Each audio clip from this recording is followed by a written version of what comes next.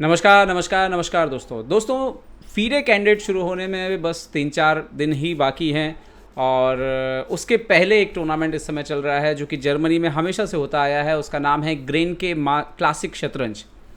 इस बार कुछ चेंजेस किए गए हैं। एक तो जो मुख्य खिलाड़ी हैं बहुत सारे वो कैंडिडेट खेल रहे हैं, तो बाकी के जो मुख्य खिलाड़ी हैं उनको मिला करके टूर्नामेंट इस बार खेला जा रहा है। और इस बार एक फॉर्मेट में चेंज किया गया है। पहले ग्रेन के क्लासिक में हमने विश्वनाथन आनंद जी को भी खेलते देखा है, क्लासिकल प्रॉपर मुकाबले होते थे। इस बार से इन्होंने क्या किया है कि एक शॉर्ट क्लासिकल बनाया है। 45 मिनट प्लस 10 सेकेंड इंक्रीमेंट के मुकाबले हो रहे हैं। हर दिन 2 राउंड खेले जा रहे हैं। इसमें रिचर्ड रापोर्ट खेल रहे हैं, मैग्नस कार्लसन खेल रहे हैं, डिंग लीरेन खेल रहे हैं, एमवीएल खेल रहे हैं, सब बड़े नाम हैं। जर्मनी से विंसेंट केमर और डेनियल फ्राइडमैन जो कि दिग्गज खिलाड़ी हैं उनको लिया गया है। और इसमें फ़िलहाल 4 राउंड के बाद रिचर्ड रापोर्ट जिन्होंने डिंग लीरेन को विश्व चैंपियनशिप जीतने में मदद की थी नेपो के खिलाफ, उन्होंने बढ़त बनाई हुई है 2 जीत और 2 ड्रॉ के साथ 3 अंक बनाते हुए।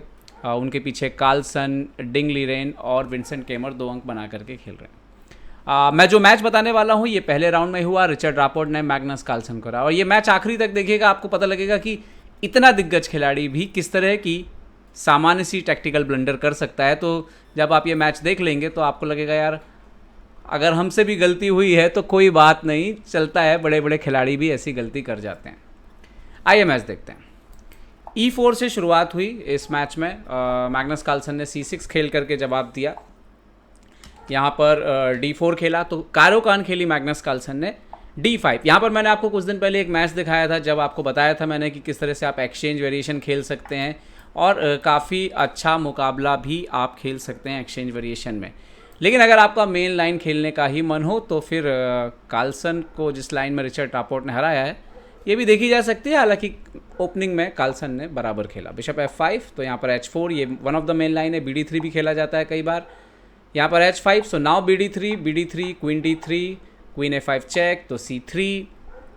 आइडिया ये होता है कि आपके नाइट को नेचुरल स्क्वायर से निकलने ना दिया जाए, आपको पॉन चलना पड़े बेहतर के स्टैंडर्ड के हिसाब से। E6 कुछ आप देखेंगे कि जो स्ट्रक्चर है वो फ्रेंच ओपनिंग से मिलता जुलता है। यहाँ पर E6 D5 सिर्फ एक ही चीज़ है कि जो लाइट कलर का बिशप होता है फ्रेंच ओपनिंग में वो ऑलरेडी एक्सचेंज हो चुका है, तो ब्लैक को वो वाली समस्या जो है वो है नहीं। यहाँ पर A4 खेला यहाँ पर रिचर्ड रापोर्ट ने। आइडिया B4 जरूरत पड़ने पे क्वीन को पीछे पुश करेंगे। उससे पहले ही मैग्नस कार्लसन ने C5 करके B4 के स्क्वायर को नियंत्रण में ले लिया। DC5 क्वीन C5 यहाँ पर नाइट F3 सो क्वीन C7 पीछे जाते हैं। यहाँ पर मैग्नस कार्लसन नाइट A3 आता है।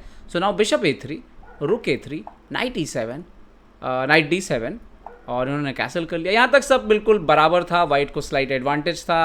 वाइट ने बोर्ड के सेंटर के हिस्से से भी आप देखिए E5 के जरिए, यहाँ पे क्वीन साइड में A4 के जरिए और किंग साइड में H4 के जरिए अच्छा खासा स्पेस लिया हुआ है। G5 के जैसे स्क्वायर उसके पास हैं। ब्लैक को अभी भी डेवलपमेंट करना बाकी है, लेकिन अगर हम देखें तो पॉन स्ट्रक्चर में ब्लैक के कोई वीकनेस नहीं है। और समहाउ जब ब्लैक के पीसेस बोर्ड पर निकलेंगे तो कभी ना कभी जो वाइट का स्ट्रक्चर है खासतौर पे E5 का H4 A4 इस पर टारगेट भी किया जा सकता है। नाइट खेला इन्होंने यहाँ पर E7 मैग्नस कार्लसन ने। रुक E1 खेला यहाँ पर।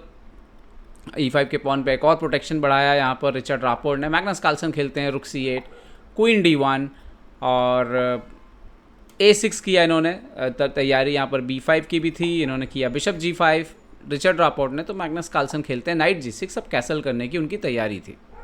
E5 पे उन्होंने एक और यहाँ पर प्रेशर जो है वो बढ़ा लिया और इसके साथ ही करीब करीब मैग्नस कार्लसन इक्वल हो चुके थे पोजीशन में। A5 खेल के थोड़ा और स्पेस गेन किया यहाँ पर रिचर्ड रापोर्ट ने। सो मैग्नस कार्लसन ने कैसलिंग कर लिया। इन्होंने खेला रुक A4 और ये बड़ा अच्छी इनका इंटरेस्टिंग आइडिया था कि A5 करके एक तो ये B5 को आप थोड़ा सा पीछे धकेल रहे हैं, क्योंकि अगर B5 कभी भी खेला गया तो आप AB6 मारेंगे, फिर A6 अकेला रह जाएगा। और दूसरा ये जो स्क्वायर खाली हुआ उसका उपयोग वो अपने रुक को इस्तेमाल करने के लिए कर रहे थे 4th रैंक। इंटरेस्टिंग आइडिया था। कैसल रुक A4 रुक CE8 यहाँ पर खेला मैग्नस कार्लसन। अब मैग्नस कार्लसन के साथ समस्या जो थी वो तो स्पेस का उनको प्रॉब्लम यहाँ पर बराबर जा रहा था। रुक इन्होंने खेला यहाँ पर CE8 so now Magnus Carlsen यहाँ पर रिचर्ड रापोर्ट खेलते हैं रुक D4। तो वैसे आइडिया बड़ा क्रिएटिव था लेकिन ये उतना काम किया नहीं और मैग्नस कार्लसन ने जो है नाइट इंटू E5 यहाँ पे मार लिया। Night into E5 night into E5 और यहाँ पर बिशप F4 खेलते हैं। तो कार्लसन खेलते हैं यहाँ पर F6, क्वीन इंटू H5, ये पॉन भी मारते हैं Richard Rapport, but queen F7, Magnus Carlsen यहाँ पर एक्सचेंज करने के लिए आ जाते हैं। और इसके बाद जो पोजीशन आती है आप देखिए कि यहाँ पर 6 पॉन है ब्लैक के पास, वाइट के पास भी 6 पॉन है, और करीब करीब पोजीशन जो है वो बराबर है। ओके, बिशप H2 पीछे हटे क्योंकि E5 आ रहा था, किंग H7 एक बार हट लिए वो, और यहाँ पर इन्होंने खेला G4, नाइट को मैन्यूवर किया उसको, एक बार इन्होंने खेला बिशप D6, तो रुक G8 जाते हैं, नाइट आया यहाँ पर, रुक आया यहाँ पर B4 पे, सो नाइट C6 आइडिया था, A5 पे अटैक करना, इन्होंने मारा B7, इन्होंने मारा A5, रुक D7 आता है। रिचर्ड रॉपर्ट अपने पीसेस को थोड़ा और एक्टिवेट करते हैं, मैग्नस कार्लसन नाइट को C4 के स्क्वायर पर लेकर के आते हैं, जो बहुत इंटरेस्टिंग था। इन्होंने किया B3। अच्छा, ये वो पोजीशन थी जहाँ पर अगर आप सोचो कि नाइट इंटू पॉन मार दिया जाए, नाइट इंटू बिशप मार दिया जाए, रुक D6, तो ये गेम में वो परिणाम बिल्कुल भी नहीं आता जो आया, और ये A5 खेल के ये पोजीशन करीब करीब इक्वल थी।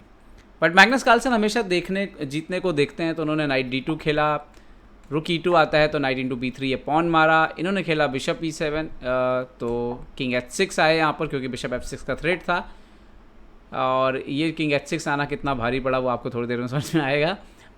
किंग F1 यहाँ पे खेला, सो नाउ E5, रुक B2, सो नाइट A5 हटे, रुक जाता है यहाँ पर B6, तो काफ़ी एक्टिव खेलने की कोशिश कर रहे थे यहाँ पर रिचर्ड रॉपर्ट, और कार्लसन डिफेंड कर रहे थे। अच्छा, यहाँ तक आते आते हुआ क्या कि जैसे आप देख सकते हो रिचर्ड रॉपर्ट के पास 3 मिनट बचा हुआ था, जबकि कार्लसन के पास सिर्फ 24 सेकंड बचे हुए थे, और यहाँ पर मैग्नस कार्लसन जो है वो समय के दबाव में आना जो है शुरू हो गए।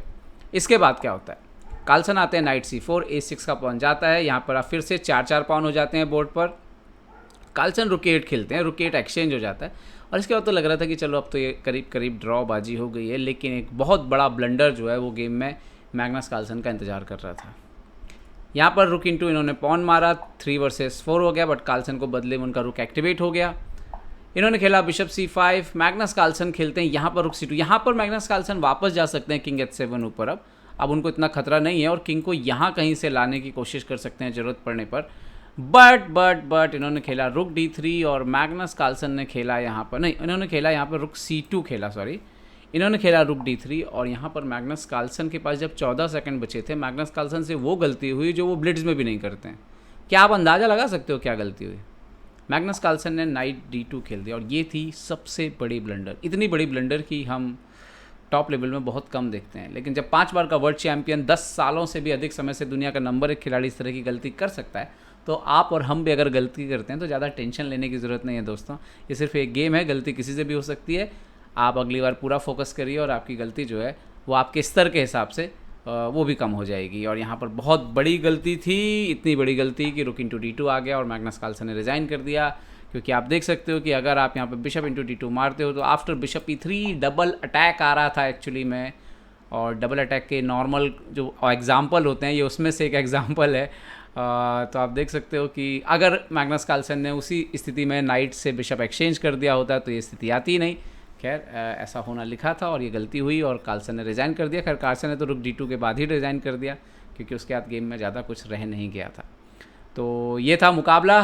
तैयार रहिए दोस्तों, कैंडिडेट आने वाले हैं, और कैंडिडेट जब आएंगे तो कैंडिडेट के सारे मुकाबले आपको तक मैं लेकर के आऊँगा। हर राउंड में प्रज्ञानंदा का, गुकेश का और विदित का जो भी गेम होगा, चाहे वो ड्रॉ हो, चाहे वो लॉस हो, चाहे वो जीत हो, सब कुछ जो है हम कवर करेंगे और आप तक जो है वो वीडियो पब्लिश करेंगे। और अच्छी बात यह है कि हो सकता है कि आपको प्रॉपर वीडियो ही खिलाड़ियों के मिलें, खेलते हुए मिलें, और उसको ही हम एनालिसिस करके आप तक लेकर के आएँ। तो उम्मीद करता हूँ वीडियो आपको पसंद आएगा। पसंद आए तो लाइक, शेयर और सब्सक्राइब करना ना भूलें। देखते रहिए ChessBase India. ChessBase India के लिए मैं निखिलेश जैन। जय हिंद दोस्तों।